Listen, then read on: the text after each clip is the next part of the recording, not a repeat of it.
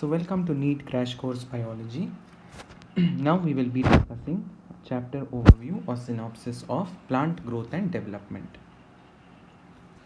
Now how do you define growth? Now growth is considered to be a very important characteristic of all living forms. In plants, especially during the period of growth, the initial period of growth is referred to as the vegetative growth. That is when the plant increases in its size, it grows in its size, it grows in its number of cells, and it starts attaining sexual maturity. And when it attains sexual maturity, we say that is the time when there is flowering and formation of fruits and seeds. The word development involves two important processes. Whenever we say that there is growth and development happening, it would be growth as well as differentiation. Now, growth means, like I said, it could be an increase in the number of cells, it could be an increase in the size of the cells. Differentiation is where a cell starts performing a specific function. The factors that regulate these processes, there are a lot of internal factors and lot of external factors. Internal factors, like for example, just like we have hormones in our body, even the plants have certain growth regulators. And external factors are like, for example, you have temperature, you have sunlight, lot of other environmental factors that play a very important role in growth. What is exactly growth? How do you define growth? You can define growth as an irreversible permanent increase in the size of an organ. It could either be the size of an organ, like how a fruit starts increasing in its size from unripe to ripened condition, or it can be an increase in the size of an entire plant, or even in terms of a single cell, it could be an increase in the size of the cell. All of you, please remember, growth is not only with respect to size or length or area or volume, but it could also be an increase in the number of cells. But one should remember that growth is something that is irreversible and a permanent increase. So you can see how the plant is going through different stages of its life. It starts off as a tiny seedling, and then it becomes a primary plant body. The primary plant body is actively undergoing vegetative growth, and then finally, after it starts attaining a certain state of vegetative growth, it starts developing floral primordia, and then ultimately we say that the plant has stepped into its sexual period, its flowering period, or its reproductive period. In case of plants, how is growth in case of plants different from animals? In animals, growth happens only up to a certain stage in life, but in plants, growth is a continuous process. Like even a tree, a very very old tree, say for example a 200-300-year-old tree, also continues to grow in its width or its girth, isn't it? And it's developing new leaves every now and then, it's flowering every season. So what is happening here is growth is happening continuously in it, and this is what is referred to as indefinite growth. How it is indefinite, or it is also referred to as indeterminate type of growth, and it is very different from what we see in case of animals. Now, how these plants can grow indefinitely like that? Because I am sure you all are aware that plants in their body, they have a special group of cells which are actively dividing, and this special group of cells are referred to as the meristematic cells. So please remember, meristematic cells are those cells which are very very rich in cytoplasm. They have a distinct nucleus, they are they have a very thin cell wall, they are actively dividing, they have cytoplasmic connections between each other. They are not performing a specific task yet. Their only job in the plant body is to keep increasing in number. This kind of meristematic tissue, you can find it in the shoot apex and in the root apical meristem. After a period of growth in dicots and gymnosperms, now in dicots and gymnosperms, after a certain period, the plant will start increasing in its thickness, that is its girth, and that happens because of a special type of meristems that are located along the lateral sides of the body of the plant, which are referred to as the lateral meristems based on their position. And please remember this process that takes place, and this converts the non-woody stem in the case of plants into a woody stem, and this process is referred to as a secondary growth. So basically it is not just vertical growth always, sometimes there is horizontal growth also, as in the stem starts becoming thicker and thicker because of this process referred to as the secondary growth. The most important meristems which are involved, the lateral meristems, you have learned this in morphology of flowering plants.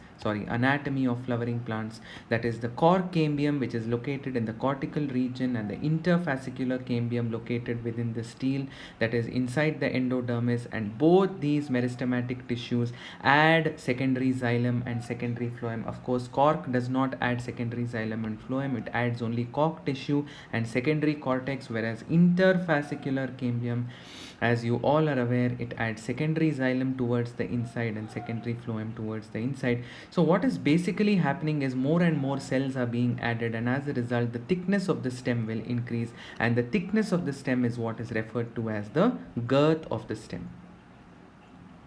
How do you measure growth? Now, there are different parameters that can be considered in measuring growth.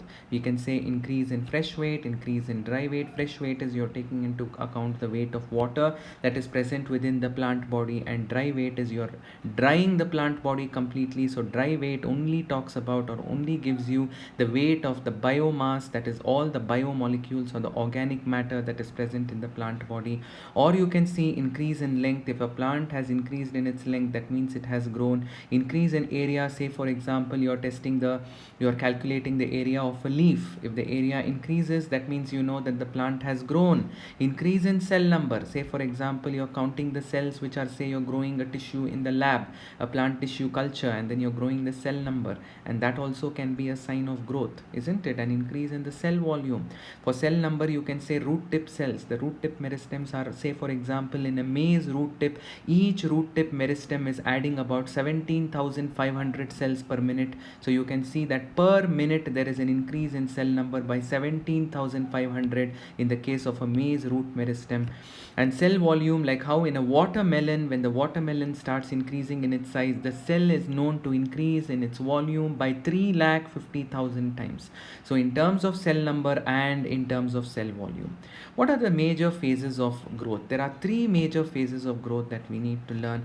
One is, if you take a root tip for example, the cells are actively dividing, that is called meristematic phase.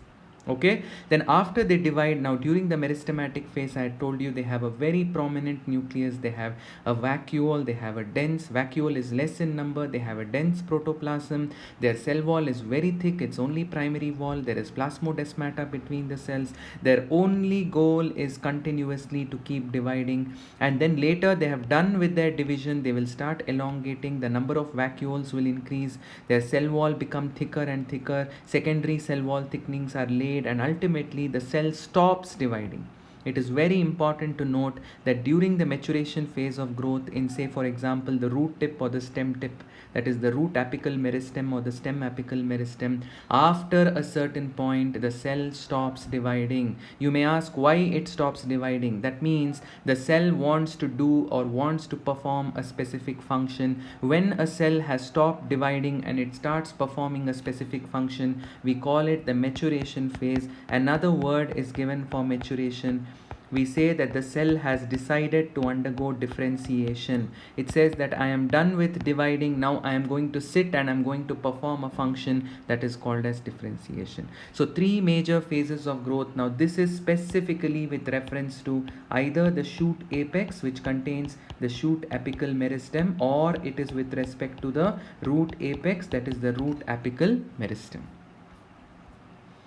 Now growth rate increases in two ways, that is either arithmetic growth or it is geometric growth. Now I will just simply explain what is arithmetic growth. You have a cell undergoes mitosis, it divides into two daughter cells. Okay, now in arithmetic growth what happens is one of the daughter cells will stop dividing, whereas the other daughter cell will retain its divide, it continues to divide. Okay, so remember that when out of the one daughter cell, out of the two daughter cells, one daughter cell decides to give up on division and one of them continues to divide, then we call it as arithmetic growth. In geometric division or in geometric growth, what you have is, if a cell divides into two cells, both these cells continue to divide, they don't stop division here, both of them keep dividing, then you can imagine each one will give rise to two cells, and then you can imagine if all of them continue to divide again, 2 becomes 4, 4 becomes 8, 8 becomes 16. So that is called geometric growth. Whereas in arithmetic growth, if one cell divides, one of them is the one that continues its journey of division, whereas the other one says no division, it stops to divide, and it says so no division, and then it starts, probably it acts as a reserve cell. When time when the situation demands, it may start dividing, but at the moment one of them have decided not to divide, and so we call this type of growth as arithmetic growth. Okay. The mathematical expression for arithmetic growth is LT is equal to L naught plus RT. LT is, say, if you are studying the length of the root or the length of the plant, that is the plant as it keeps growing taller and taller. LT is the length which has been achieved at a particular time t. L naught is the length that it had at a time 0 in the past. So length at time 0, length at time t, and R is the growth rate, or per unit time, say per second or per minute or per day, how much growth is happening, that is called as R. Okay. Now you can see the geometric growth rate, how a geometric growth rate is so different. Now a geometric growth rate will give you a sigmoid curve when you plot the growth rate with time. See here, you have taken the growth, that is size or weight of the organism, along the y-axis, and along the x-axis you have taken the time. As the time increases, you can see that the growth follows a sigmoid curve. Initially there is a slow phase of the growth, that is referred to as the lag phase, and then suddenly the growth increases as the number of cells increase. This sudden spike in growth is referred to as the log or the exponential phase, and after that there is attainment of a plateau or a stationary phase. Can you think and tell why there is attainment of a plateau or a stationary phase here? That is because probably there is not enough resources available for the cells. So when the resources have become minimum or the resources have become limited, then the cells will stop dividing, and as a result the graph attains an asymptote, which is referred to as the stationary phase in the growth. Okay, so this is in the case of a geometric growth rate. You can see a sigmoid curve over here in geometric growth rate. And for exponential, geometric growth rate is also referred to as exponential growth rate. For exponential growth rate, you can see that there is a different expression, that is W1 is equal to W naught into E raised to the power RT. Now here again WO is equal to the initial size. Say for example, if you take the weight, if you say W is equal to, or W is for weight, so the initial weight at time what? At time t is equal to 0, and after a certain time, say for example time t1 has passed, then you will measure the final weight, that is called as W1. R is the growth rate, that is how much per unit time, per second or per minute or per day, how much of growth has happened, and T is the time that has passed, isn't it? Say you are measuring the growth rate after 10 days, then T is the 10 days, isn't it? And then E is the base of natural logarithms, and R is referred to as relative growth rate whenever you consider growth rate with respect to an initial parameter, per unit initial parameter, then it is referred to as relative growth rate. Say for example, initially there were say 5 cells, okay, and then later there were 10 cells. Now if I ask you to find out the growth rate per unit initial parameter, you will consider initially there were 10, now there are 5, so you will say 10 divided by 5. So for all the initial 5 cells, the growth rate is 2. So there is 2 per cell per initial, so 2 per cell out of the initial, how many were there initially? Out of the initial 5 cells. So 5 2s are 10. So whenever we talk about relative growth rate, you are taking the final growth rate and you are expressing it with respect to each unit of the initial parameter. So per cell, how much has each cell contributed to growth? Each initial cell has contributed to 2 units of growth. As a result, 5 2s are, this is more or less theoretical actually, but you want to find out how much each initial unit has contributed to the final growth. So basically if you say 5 cells has become 10 cells, how much has each cell contributed to the growth? Each cell has contributed 2, so it becomes 5 into 2, that is equal to 10. So you have to divide it by the initial parameter, then only it becomes a relative growth rate. Okay. See here also, if you see initial growth rate, here the initial growth rate is 5 and later it became 10, isn't it? And here the initial growth rate is 50 and later the surface area of the leaf became 55. So by how much has it increased? If you see here, the growth rate has increased from 5 to 10. By how many units? By 5 units. Here also from 50 to 55, the growth rate has increased by 5. Now that is referred to as absolute growth rate. absolute growth rate is how much growth has occurred per unit time. So here you can say in this particular case, in both the cases, it is 5 centimeters square per unit time. So the growth rate in both the smaller leaf and in both the larger leaf is the same, because for a given time, say for example you are checking this in, say for example, about 1 month. So in 1 month the smaller leaf has increased by 5 centimeters square and the larger leaf has also increased by 5 centimeters square.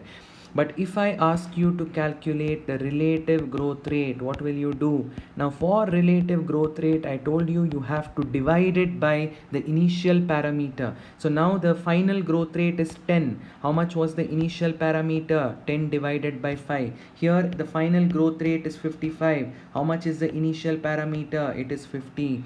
So 10 divided by 50 will have a greater value in comparison to 55 divided by 50. So if you were to take the relative growth rate, which leaf has undergone a greater growth? It is the leaf, the smaller leaf has undergone greater growth in comparison to the larger leaf. But if you take the absolute growth rate, then it is the same for both, because both of them have increased by 5 centimeters square per unit time. I told you, if you consider unit time, say for example 1 month, so both of them have increased in their growth rate by, for example, about 1 month. And therefore if you consider the initial, if you do not consider the initial parameter, if you just take into account by how much the growth has happened, it is both of them are same. Now let us calculate the value for relative growth rate. Over here 10 divided by 5 is 2. So growth has each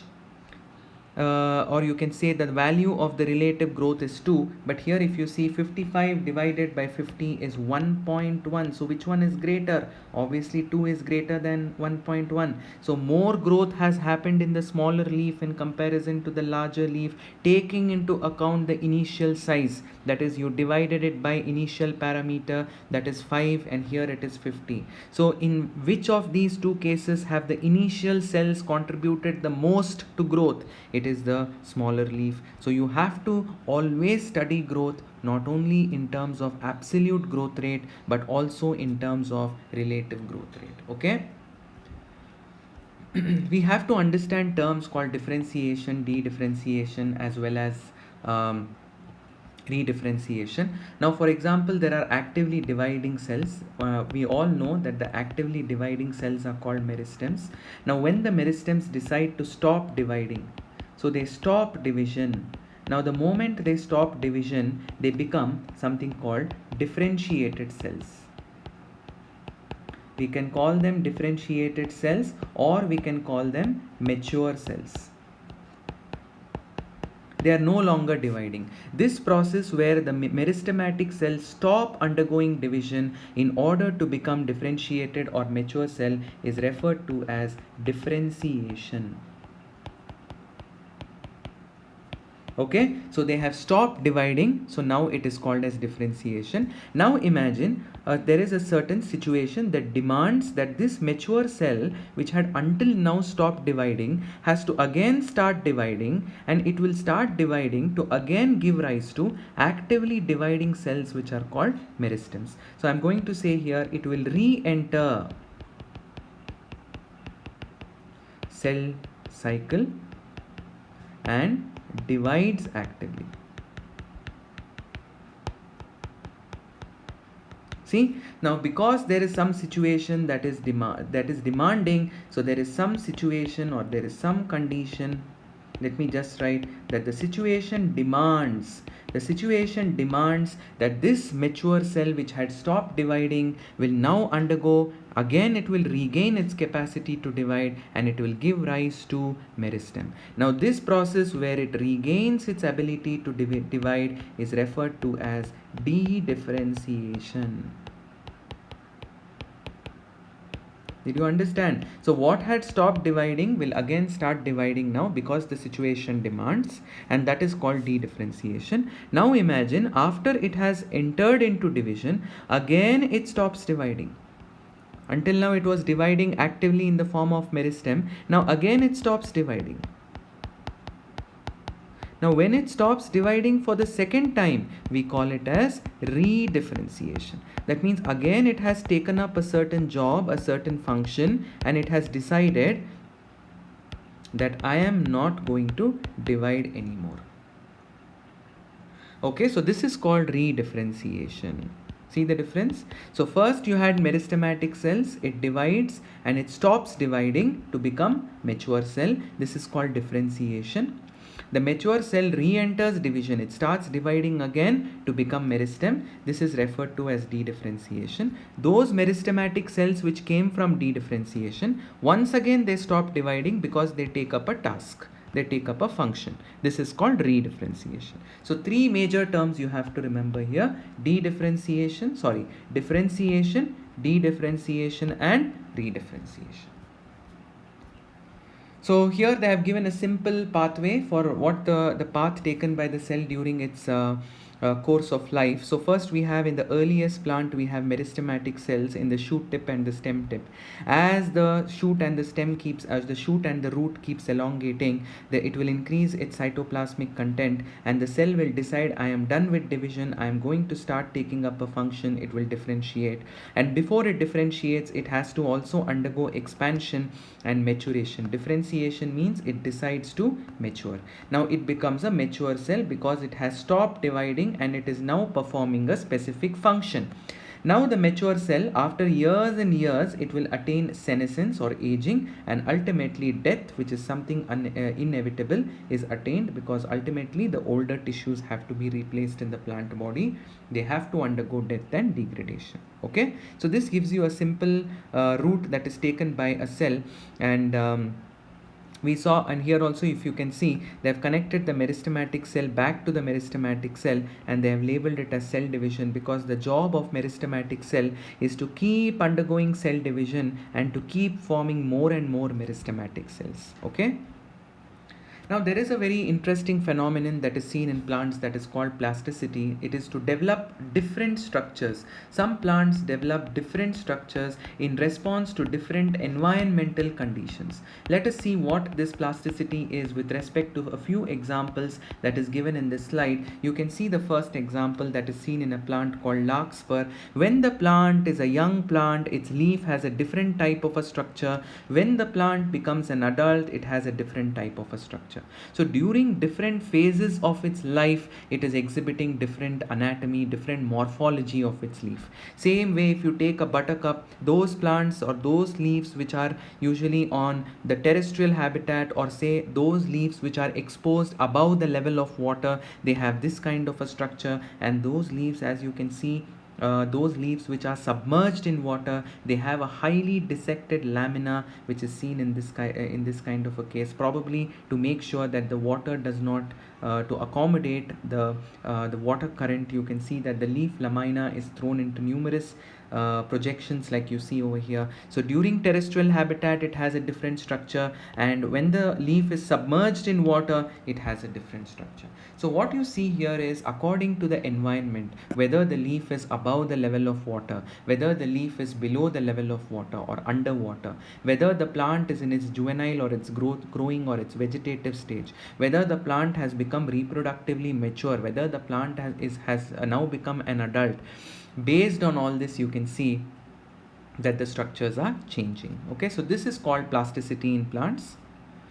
Now we are going to learn about plant growth regulators. Just like we animals have a lot of hormones in our body, plants have a lot of hormones, and they are called as plant growth regulators, and they are the ones which regulate various activities in the plant. Some of them promote the plant growth, they are called growth promoters, and some of them negatively influence growth, and some of them influence, or when I say negatively influence growth, they may influence growth by causing aging, by causing you can say the fruits and leaves and flowers to fall off from the plant. And such growth regulators are called growth inhibitors, because they have a negative influence on the growth of a plant. Okay, See the different type of growth regulators. You have indole compounds, that is indole acetic acid. You have adenine. Adenine is a purine that is found in DNA and RNA. Adenine derivatives, that is 6-furfuryl aminopurine, which is kinetin. Of course, kinetin has not naturally been isolated from plants, but a similar compound called zeatin has been isolated from corn. Then there can be derivatives of pigments like carotenoids, like abscisic acid, and terpenes, which are derived lipids which are made up of repeated units called isoprene units, like for example gibberellic acid. And there are certain volatile plant growth regulators which are mostly in gaseous form, for example ethylene. So this slide is very very important for your competitive exam, the category of the plant growth hormone to which it belongs to based on its chemical nature.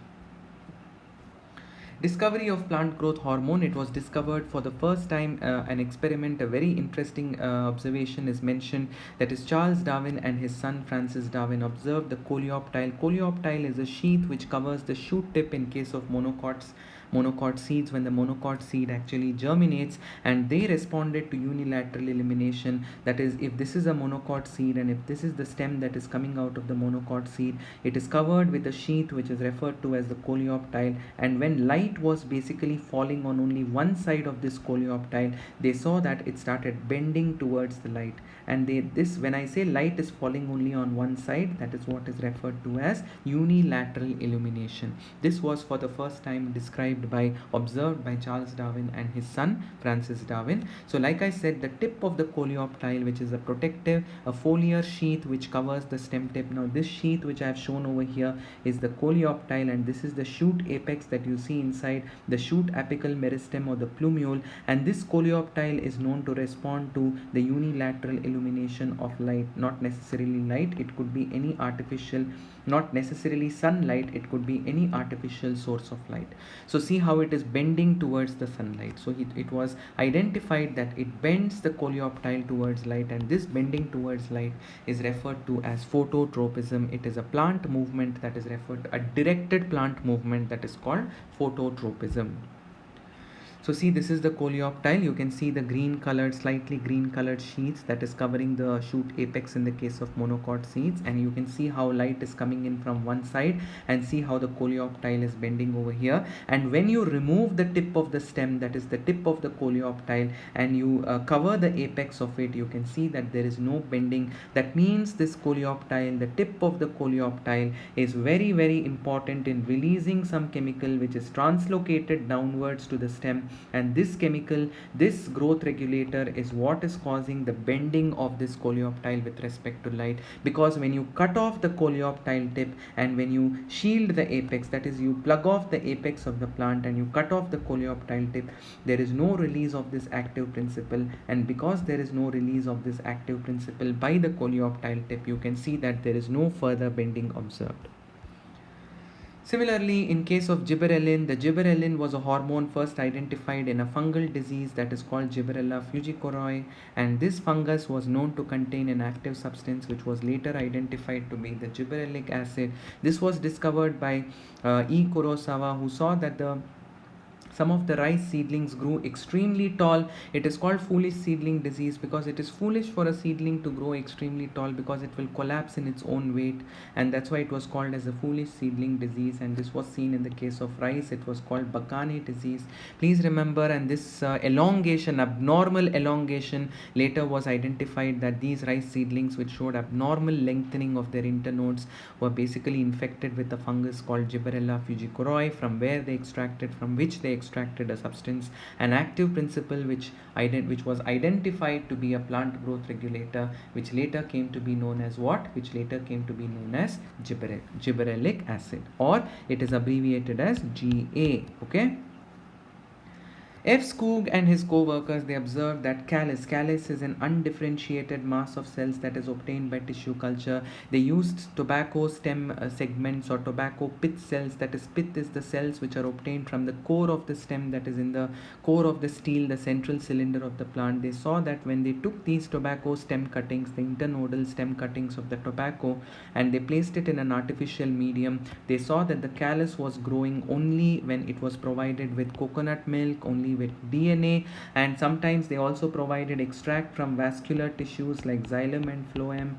And one more important thing was, it was when it was provided with extract from yeast cells. So then later they found that this vascular tissue extract or yeast cell extract or coconut milk or the DNA was basically rich in a kind of a substance that was later identified to be kinetin. Like I said, kinetin is not naturally synthesized in the plant.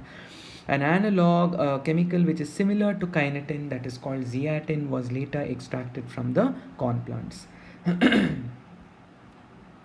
In the mid 1960s, independent research identified three major inhibitor substances. This is called abscissine.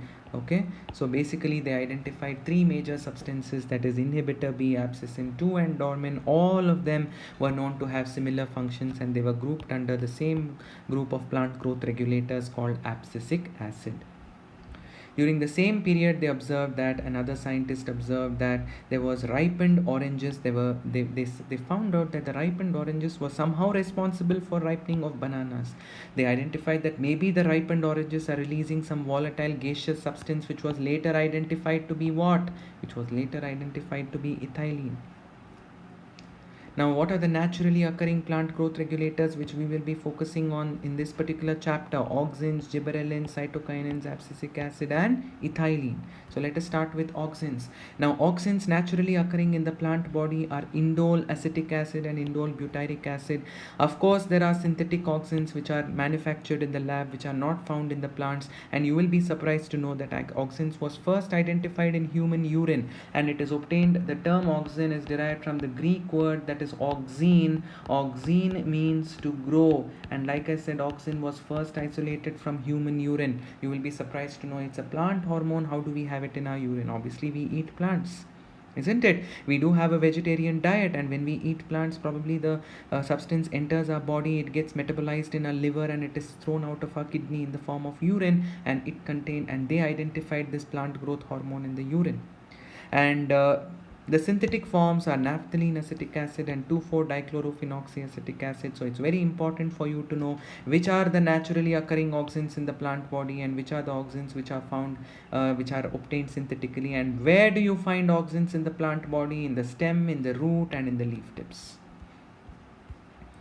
Physiological effects of auxins: they promote elongation of cells, they promote apical dominance. Apical dominance is where the apical bud will not allow the lateral buds to grow closer ones. The closer lateral buds will not be allowed to elongate. So who is the dominating one here? The apical bud or the terminal shoot apical meristem is the one that is dominating. That is why it is called apical dominance. It also helps in differentiation of xylem tissue, especially vascular tissue, that is xylem, and also majorly not only cell elongation, but auxin also helps in cell division. Okay, and then it helps in all kinds of plant movement. It helps in parthenocarpy, especially parthenocarpy in tomatoes. So it is usually helpful in inducing parthenocarpy. I hope you know the meaning of parthenocarpy. That is, formation of fruit without fertilization is referred to as parthenocarpy. So seedless fruits in tomato. It prevents abscission of, to be very specific, younger leaves and fruits and flowers, mostly leaves and fruits. However, it induces, it is important to know that auxin is not all positive, because there is a negative feature of auxin also. It induces abscission of what? Of older or mature leaves and fruits. Although it prevents the drop of leaf and fruit which are younger, but once the leaves and fruits become mature, it prevents them from falling off. It allows them to fall off from the tree. So we say that it induces, abscission means it gets cut off from the branch. So abscission it is induced in case of mature leaves and fruits in the case of auxins. And very, very important is it helps in root initiation, especially adventitious root initiation, which is what is very, very important in plant propagation. And this property is also employed in what? It is also employed in case of plant tissue culture. See, if you remove the apical bud, I told you, when as long as there is apical bud over here, so sadly these lateral buds are not growing. See, they're all sitting here. But the moment you remove the apical bud, now see how the lateral bud has started growing. So that means when the apical bud is there, the apical bud is the boss. It's not going to allow the lateral buds to grow. This is what is referred to as the concept of apical dominance. So please bear in mind that apical dominance means the apical bud, when it is severed off, when it is cut off, the lateral buds will take over, and this is what is one of the most important properties of auxins. Like I said, it helps in differentiation of xylem and phloem, that is vascular tissue. It induces parthenocarpy in tomatoes. It prevents abscission of early stage leaf and fruits, I told you, but in the mature or the older leaves and fruits, it promotes abscission. It induces rhizogenesis, I told you, in stem cutting, and it is used in plant propagation. It promotes flowering in pineapple, very, very important point. Auxins promote flowering in pineapple. And very important is the synthetic form of auxin. In the beginning, I told you, when I started talking about auxins, there is a synthetic form that is called 2,4-D, which is 2,4-dichlorophenoxyacetic acid, which kills only dicot weeds. It does not harm monocots. So remember, it does not harm monocots, but it only kills the dicot plants. And as a result, if you are a gardener, you can use it for your lawn, isn't it? Because you want only grass to grow in your lawn, and you don't want your lawn to have broadleaf dicotyledonous weeds. As a result, if you spray auxins, all the dicot weeds will die and only grass will grow over there, because it has no effect on the monocot. And the most important weedicide or a herbicide is 2,4-dichlorophenoxyacetic acid. The next one is gibberellin. Gibberellic acid is also a very important growth regulator. We have already discussed that it was first identified in the foolish seedling disease or Bakane disease by Kurosawa, isn't it? Now, what gibberellins are? They are acidic, and we already learned that they had isoprenoid units. They are terpene compounds. They are mostly reported in fungi as well as higher plants, and different forms or versions of these gibberellic acids have been identified. The most widely studied form is gibberellic acid 3, okay, that is GA3. What do? They increase the length of stalk. Basically, they increase the length of stalk in grape. If the length of stalk increases, then the grapes can grow bigger in size and you will get more juicy grapes, isn't it? Sometimes fruits like apple can be elongated so that they can improve their shape. And in the market, if the shape is better, then you will obviously have consumers who get attracted to the apple and buy more of it. So horticulturists can use this gibberellic acid to enhance or to increase or to elongate the length of the apple to improve its shape. They delay senescence. One of the most important properties is it prevents aging in the fruit and in the flower, in the leaf, etc. Most importantly, in the fruit. So if the fruit doesn't age very quickly, you can allow the fruit to remain on the tree for a longer period of time. That means, for example, the mango season ends during July and August, but if you allow the mango to be on the tree for a longer time, probably you can sell mango later by plucking it from the tree even in the month of August and September. So what are you prolonging? You're prolonging the market period of the fruit, because gibberellins will prevent or will slow down the aging of the fruit. So it is called delaying of senescence. It is used to hasten the malting process. That's why we say that it breaks seed dormancy.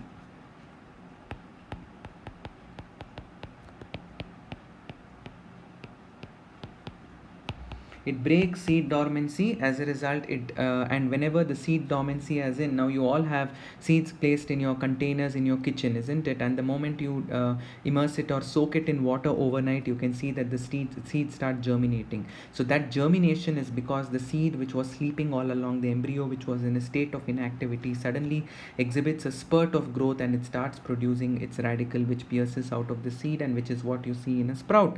That is brought about by gibberellic acid, and that property can be used in enhancing the malting process in the brewing industry. In brewing industry also, you use wheat grains, which is basically a seed, and by treating them with gibberellins, you can break the seed dormancy so that the seed becomes rich in a sugar that is referred to as maltose, that will allow greater production of alcohol in the market level, okay, in the commercial level.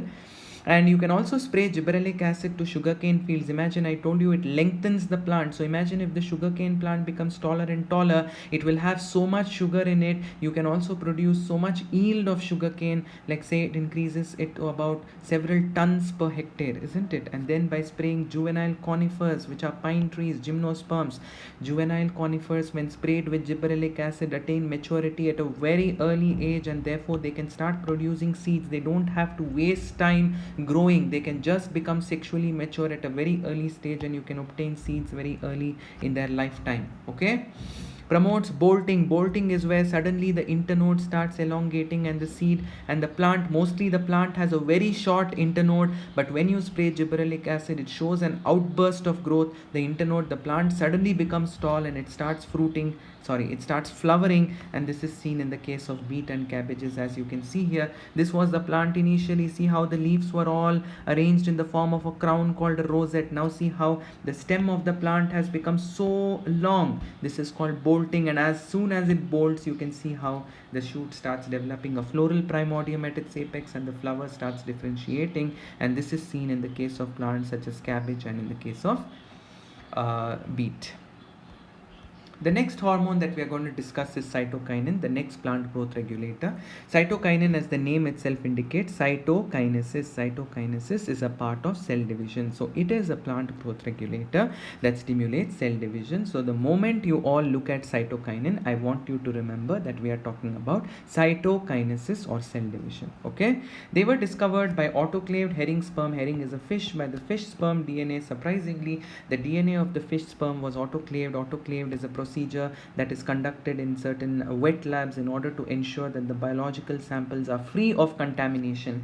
So you literally place it in an equipment called an autoclave. It is like a steam cooker, like a pressure cooker. You pressure cook the sample so that there is absolutely no microbe in it. So in such autoclaved herring sperm DNA, this substance called kinetin was identified. Like I said, kinetin is not found in plants, but a very close relative of kinetin, that is called zeatin, was identified in coconut milk and corn kernel. Corn kernel is nothing but the corn seed, the endosperm of corn seed. Okay. Cytokinins are synthesized, very, very important. Cytokinins are mostly synthesized by meristematic tissue, and they are usually found in the root tip, in the shoot tip, in the bud. Basically, all the growing parts of the plant body are involved in production of cytokinins, and they involved in cell division. We will go one by one here. Cell division, morphogenesis, that is differentiation, and then lateral bud formation, development of chloroplast, very important point. Cytokinesis, delay in leaf senescence, to be very, very precise. It makes sure that the leaf lasts, or the leaf is green for a longer period of time. As the leaf starts aging, it becomes pale yellow, and ultimately it undergoes necrosis, and it becomes completely brown and dies off, isn't it? But this cytokinin will ensure that the leaf stays green for a longer time, and it induces the opening of the stomata.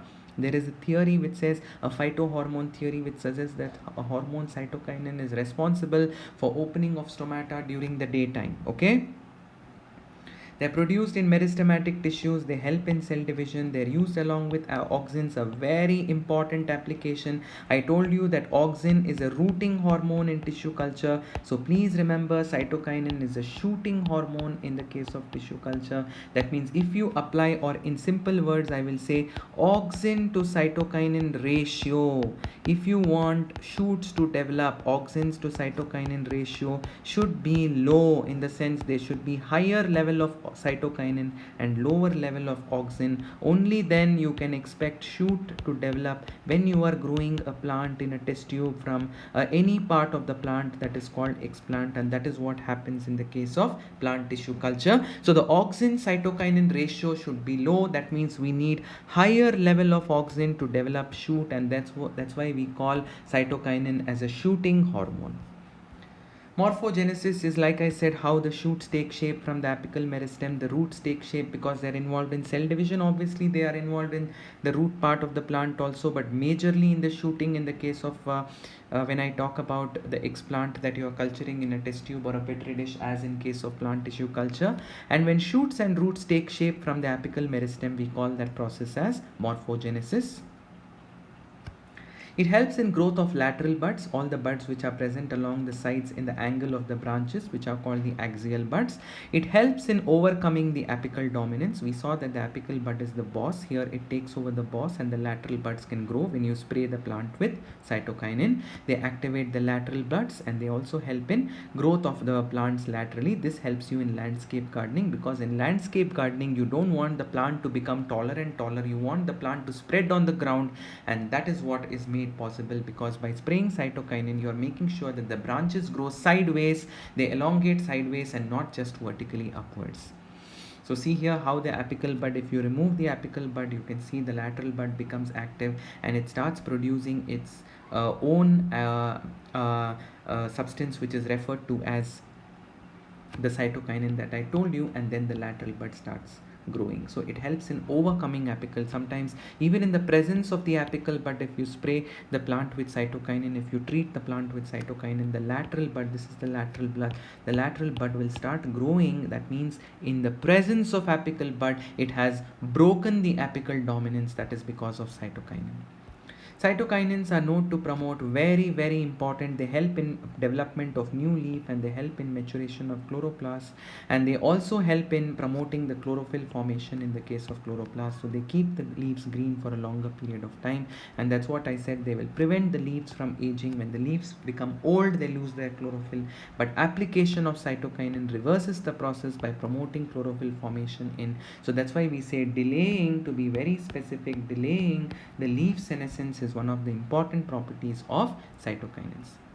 Ethylene is the next hormone that we are going to discuss. See, ethylene, until now, whatever we discussed, that is auxin, cytokinin, and gibberellin, are all promoters, that is growth promoters. But now we come to the gray area where ethylene may be a growth promoter, it may be a growth inhibitor, because ethylene does help in growth in certain, it helps in flowering, it helps in fruiting, and all that, all good things it helps in. It also helps in bad things, like it stimulates falling off of fruit and flower, and it also promotes senescence, aging. So we can't really place it either as a growth promoter or a growth a growth inhibitor. So we can say that it has a dual role to play. It acts as both a promoter as well as a growth promoter, as well as it acts as a growth inhibitor. So it has a dual role to play.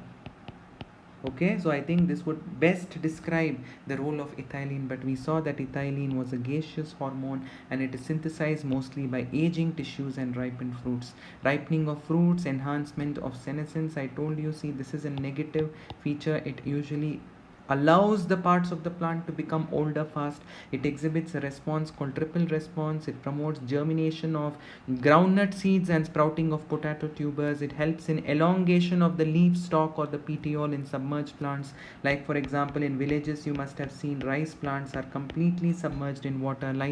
Rice fields are flooded and the rice plant has to emerge from that flooded area from above the level of water. That is possible because of ethylene.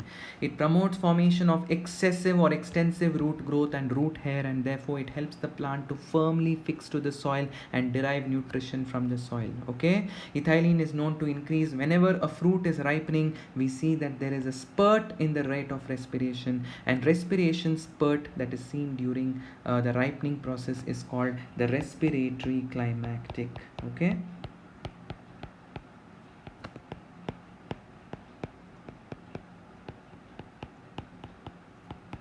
So respiratory climactic is nothing but a process in which we can see a process where there is an increase in the rate of respiration as the fruit starts ripening, and this sudden spurt or a rise or spike or a surge in rate of respiration is called as respiratory climactic. Okay, ripened oranges induce, this is what we learned in the beginning, isn't it? So it's very nice to build a story around it. Imagine you have a bag of unripe bananas, you keep ripe orange in that. Probably the ripened orange will stimulate the ripening of the bananas because it is releasing a volatile substance called ethylene. A very commonly asked question is, which is the gaseous hormone in plant?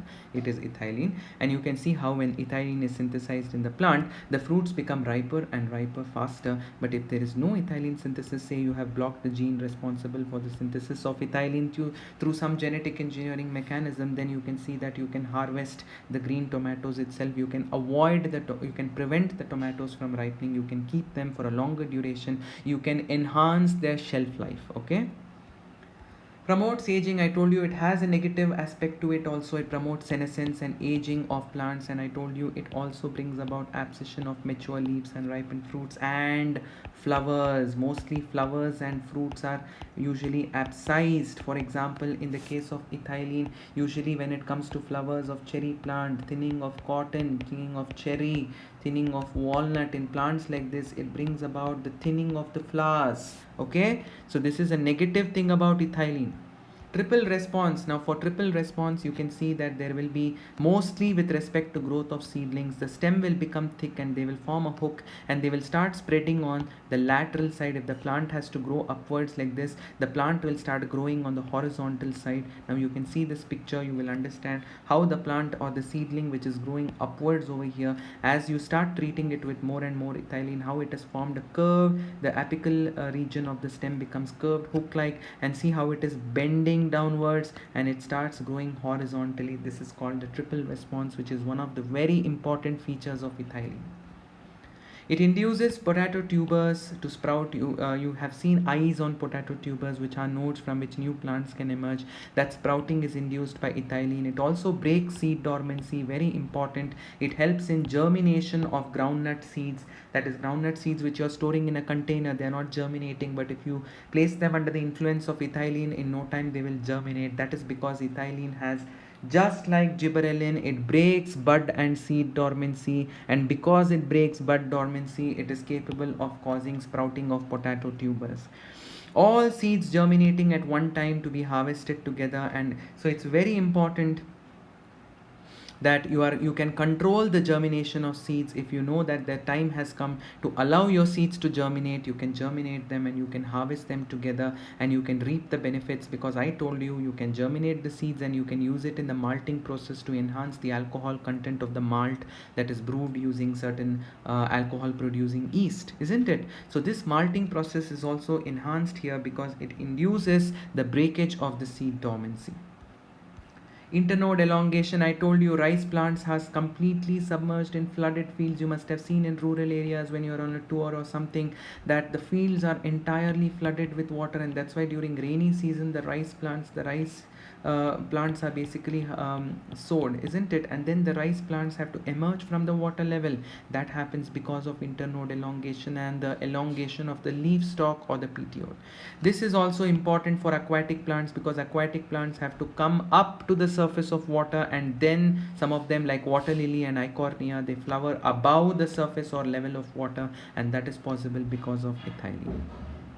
Formation of root hair and root growth, I have already discussed about it, and thus it increases the yield in crops.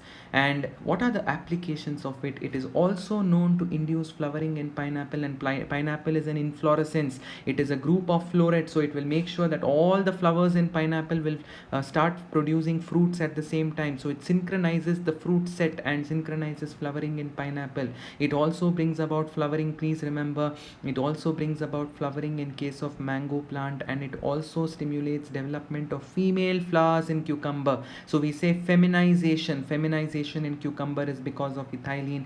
It also increases feminization and accelerates abscission, and abscission in case of cherry, in fruits of cherry, cotton, I told you thinning of cotton, cherry and walnut is because of ethylene.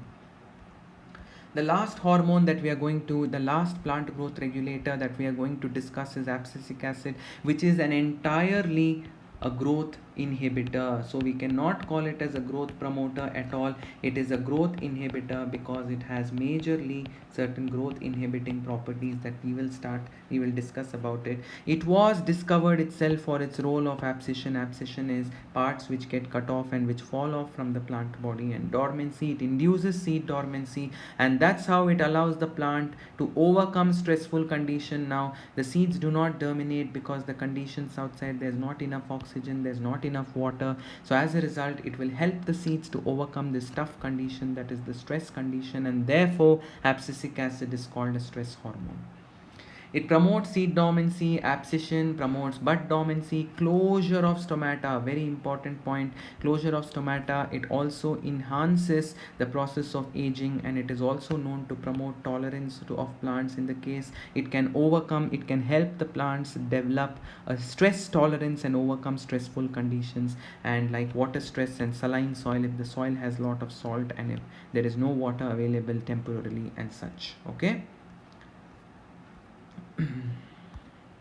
It increases, the seed goes into, whenever abscisic acid increases in its content, in its concentration, the seed will not germinate. It will enter into a period called dormancy, where the seed becomes the embryo inside the seed. Its metabolic activity decreases. It enters into a state of inactivity, and so when the abscisic acid level is very high in the seed, it will enter into a state of dormancy. It is a suspension of the activities of the embryo that is sitting inside the seed. So here we have just given an illustration of how abscisic acid can bring about closure of stomata. See, the stomata is closing, and this closure of stomata mostly happens during the daytime or when conditions are very dry outside, and that is because the level of abscisic acid in the plant increases. It forms an abscission layer in the stalk of the leaf or the ripe fruits and flowers, and therefore it makes them fall off from the plant body, so that those parts are dropped off from the plant body. So it helps the plant to shed ripened fruits and leaves which are almost dead. Okay. So in temperate regions, it usually helps the buds to go into dormancy to avoid cold condition, and the level of abscisic acid increases during the onset of dormancy. It is because of abscisic acid that the embryo inside the seed has decided to start sleeping. It will not germinate, and that is what is dormancy. Spraying of abscisic acid induces partial closure of stomata to avoid transpiration. So it is usually an anti-transpirant because it will prevent transpiration by closure of stomata. Most of the water is conserved is utilized. So if a plant is not losing enough water vapor to transpiration, then it can make use of that water for the process of photosynthesis. We know that water splitting happens during non-cyclic photophosphorylation. ABA is known to promote senescence, that we already discussed. It leads to abscission, that is so that the plant organ, like for example a mature fruit or a leaf, is dropped off from the plant body. It is known to promote tolerance, and that's why we called abscisic acid as a stress hormone. The next one is photoperiodism. What exactly is the meaning of photoperiodism? Photoperiodism is a condition in which there is flowering only if there is a particular exposure to light. It may be natural light, it may be an artificial light. If you expose the plant for a particular period of light, only then it will flower. That is referred to as photoperiodism. Flowering in response to duration of light or duration of, don't only think that light is only important for flowering. Please remember, it could also be duration of darkness. So flowering as a direct product of exposure to darkness or to light, or the duration of light. When I say duration of light, you are taking into account duration of night or the dark time also. That is referred to as photoperiodism. So based on the light that they require, we can classify plants into short day plants. Please remember, short day plants require longer nights. So it is opposite. Short day plants can also be called as long night plants. Long day plants require short nights. They are referred to as the short night plants. So this is an easy way for you to remember. You can call short day plant as long night plant, long day plant as short night plant. Day neutral plants, they don't really care about how much daylight is there, or how many hours they're exposed to night or no light or darkness. They don't really care for flowering. But short day plants, always remember to switch this in your mind. When I say short day, you must say, okay, they require longer nights and shorter day. Long day, longer days and shorter nights. Okay. So short day plant requires an illumination that does not exceed the critical period. Like I said, short day is a longer night. There will be a critical period of illumination. That is, the illumination means the amount of light that you must give. And one important thing is, if you go beyond this duration of light, that is beyond the critical duration of light, then it will not flower. So you have to make sure that the plant is given light below the critical period. So below the time, say for example, if I say that you give the plant a light for about 4 hours, 4 hours is the critical period. If you say, because it is a short day plant, you have to make sure that the light that you give to the plant, or the time during which the plant is exposed to sunlight, it does not exceed 4 hours. It should be below that 4 hours. Okay, if it goes beyond that 4 hours, then what is going to happen? It is not going to flower.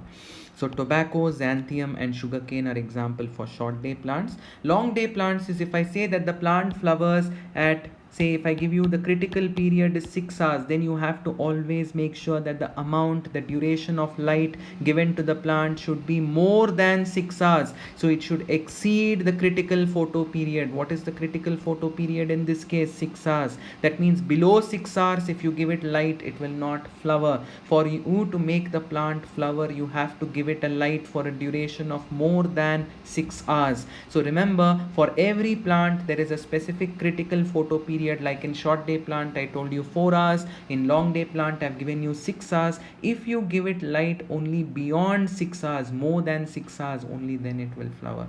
It wants longer day and it wants shorter nights. That is one way to remember it, longer day. So one definition is, if you provide illumination that exceeds the critical photo period, then only it will flower, like in the case of Hyoscyamus niger. Day neutral plants, they don't care much about, they show no variation in responses to light duration, and they flower after a specific period of vegetative growth. After attaining a certain stage of growth and maturity, they are ready to flower. They don't really care about the time, they don't really care about the duration of light or darkness. Like for example, you have the balsam plant, Impatiens balsamina, and tomato plant.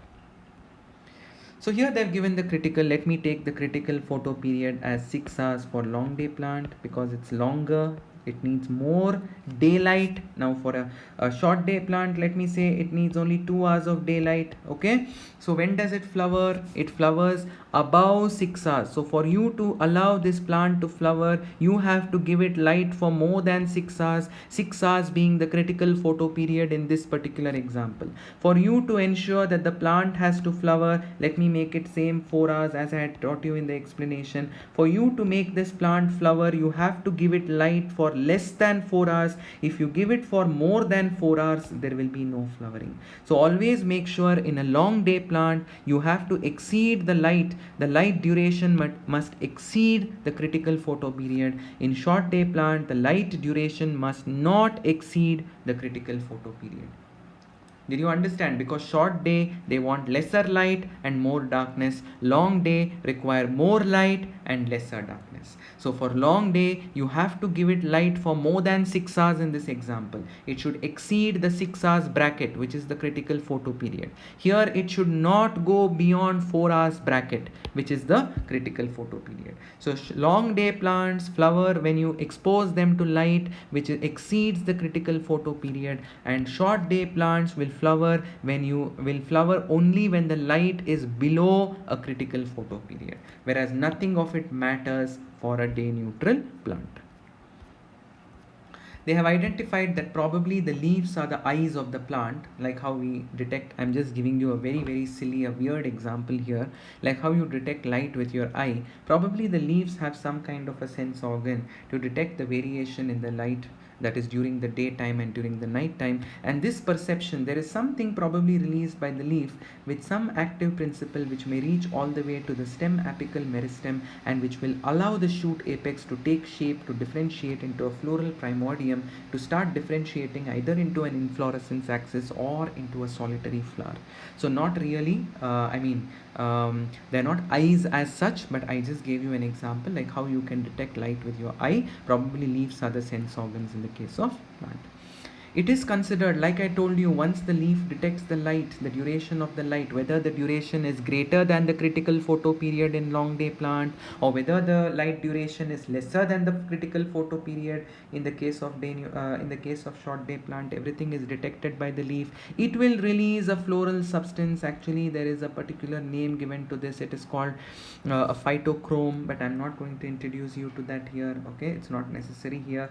So it releases a flowering substance that migrates to the leaves, and then it reaches the apices, which induces the flowering during the appropriate photo period. Like I told you, please bear in mind, for a long day period, you need light duration which exceeds the critical photo period. For a short day plant, you require light duration which is much below the critical photo period. It should not exceed the critical photo period. That means long day plant requires more daylight and short day plant requires less daylight. Okay, and I also told you the alternate way of looking at it. Long day requires shorter night, so more illumination, more than the critical period. Short day plant requires longer night, less illumination, less than the critical photo period.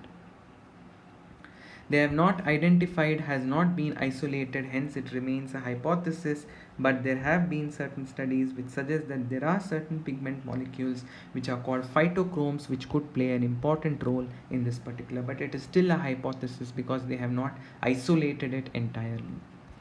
What is vernalization? It is the requirement of some plants. They require a treatment of low temperature to produce flowers and germination of seeds. If they don't go through winter, you have to sow them before winter. They have to expose the cold temperature. They have to be exposed to the cold temperature of winter. Only then, on the arrival of spring, these plants will flower. So for them to be able to flower, for them to be able to germinate their seeds, they have to go through a cold season, and this is what is called vernalization.